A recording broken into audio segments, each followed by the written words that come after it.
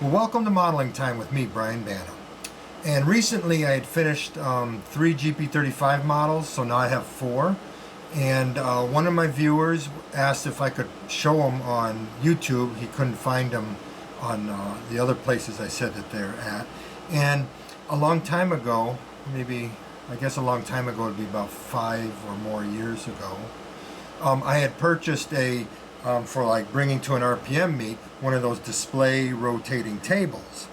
And it's okay, it works. So I thought, you know what, I could just do a video of it, put the light on it, and make sure all the dust is off of it and everything, and maybe do like a 1-minute rotation of the model for each model. So that would be 4 minutes of viewing the models. And you'd be able to see them, all sides and everything, and just watching the video. So let me get the camera set up, make sure this table is rotating properly, and sometimes it kind of jerks a little bit. It's not the greatest. It was cheap, made in China. So anyway, let me get it all set up, and I'll do 1-minute rotation per model. Okay, so this is a phase 1A1 GP35. Now what makes it a phase 1A1, just quick visual, on the left side of the buffer plate where the coupler goes through, there's a recess just like on the right side, and you'll have the short inertial intakes. If you notice, the leading edge of the screen is even with the blower bulge on the left side of the locomotive. Those are pretty much the basic spotting features. The big spotting feature is the short inertial intake screens.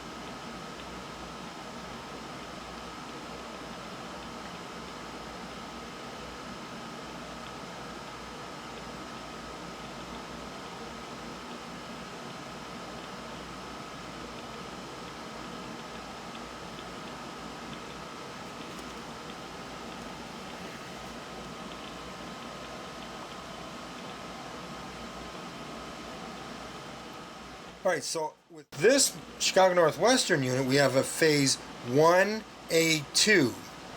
The biggest difference between a phase 1A1 and a 1A2 is the 1A2 went to 3 latched engine room doors.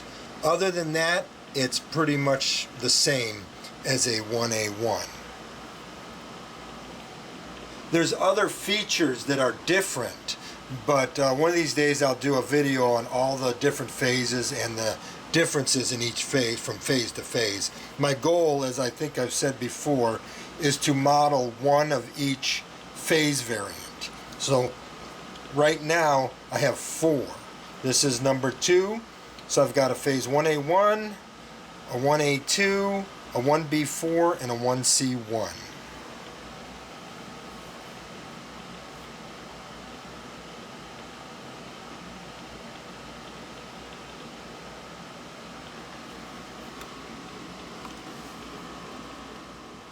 Alright, so this one we have a 1B4.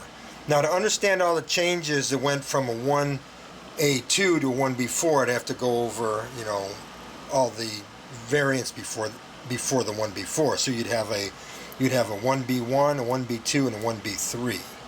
So this one is a 1B4, and what basically makes it unique is if you look at the battery boxes, the left side, the battery boxes. The left side has 2 louvers, and the right side has 6 louvers. 3 rows of 3, and the left side, of course, will have 2 rows of 1 each. There are other differences, but that is the main difference between moving up through the phases.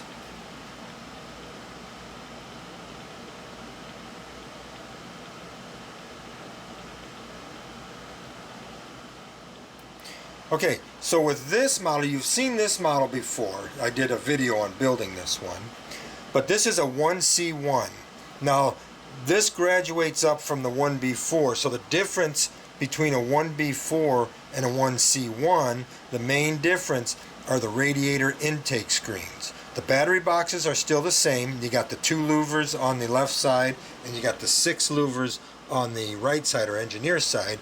But now we move into the different radiator screen.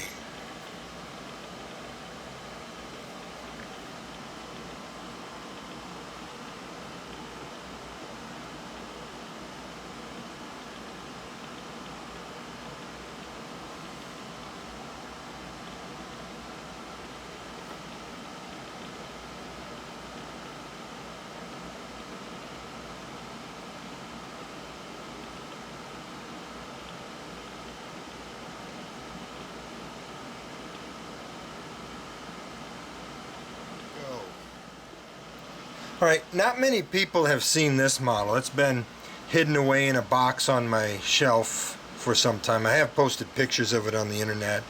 I think I tried to sell it once or twice on eBay.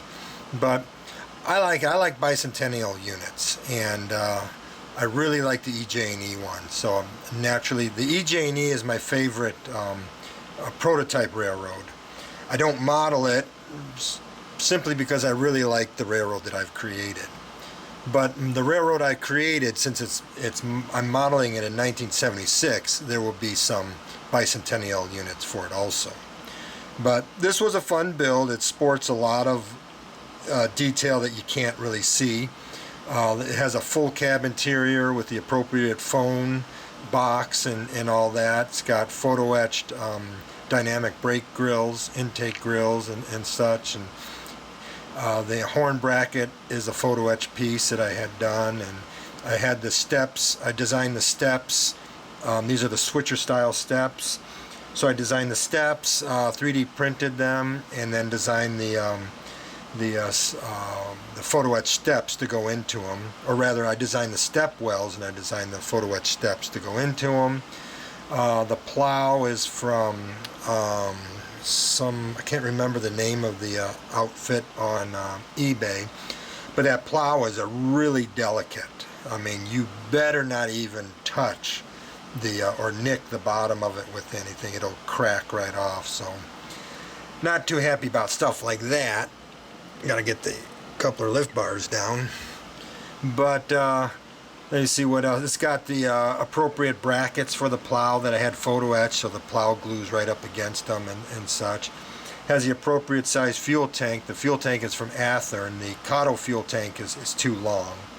And so I put sanding hoses on it, and it was a fun build. I enjoyed it. I enjoyed painting it and bringing it to life.